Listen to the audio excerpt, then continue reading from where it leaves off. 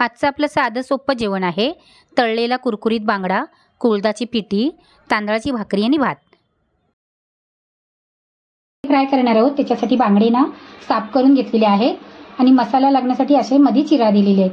स्वच्छ 2-3 वेळा धुवून घ्यायचे, हलक्या हाताने धुवायचे.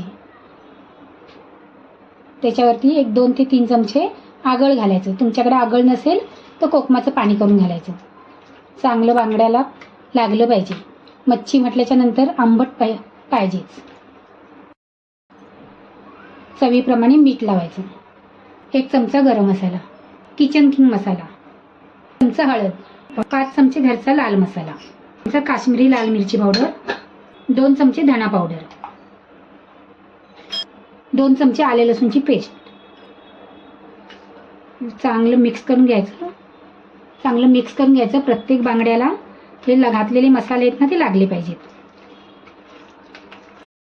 असं सर्व मसाला चांगला व्यवस्थित चोळून घ्यायचा आणि 15 ते 20 मिनिटाला झाकून ठेवायचं, जेणेकरून सर्व मसाले आहेत ना ते बांगड्यामध्ये चांगले मुरले पाहिजेत. फ्राय करण्यासाठी इथे रवा घेतलेला आहे. त्याच्यामध्ये थोडंसं मीठ घालायचं. त्याच्यामध्ये 1 चमचा काश्मीरी लाल मिरची पावडर आणि थोडीशी हळद. हे बांगड्याचं वरचं आवरण आहे ना ते पचपचीत लागत नाही. मग त्याला मिक्स करून घ्यायचं. तवा गरम करायला ठेवलेला आहे. मोठे 2 चमचे तेल घातलेलं आहे.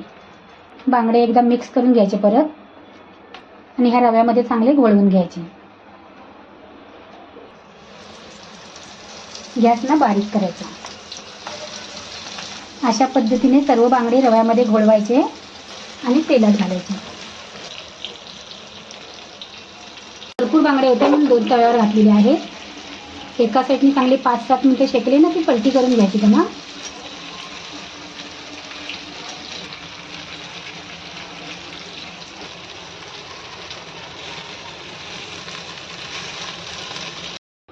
मालवणी कुळदाची पिठी करणार आहोत. त्याच्यासाठी इथे कुळदाचं पीठ घेतलेलं आहे.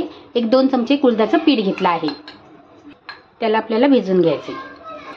गुटली राहणार नाही ना, या पद्धतीने भिजून घ्यायचं. कुळदाची पिठी बनवण्यासाठी टोप गरम करायला ठेवलेला आहे. टोप गरम झाला की 1 चमचा तेल घालायचं. तेल गरम झालं की अर्धा चमचा राई आणि अर्धा चमचा जिरं, 5 ते 6 लसूणच्या पाकळ्या ठेचून घालायच्या. 1 बारीक चिरलेला कांदा, 3 हिरवी मिरची. कांदा नरम पडेपर्यंत परतून घ्यायचा. अर्धा चमचा हळद, चमचा घरचा लाल मसाला म्हणजेच मालवणी मसाला, अर्धा चमचा धना पावडर, अर्धा चमचा गरम मसाला. मिक्स करून घ्यायचं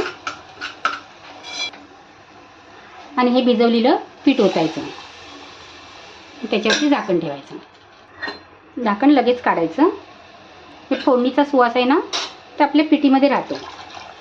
मला जेवढी पिठी पाहिजे त्याप्रमाणे पीठ पण घ्यायचं आणि त्याप्रमाणे याच्यामध्ये पाणी घालायचं.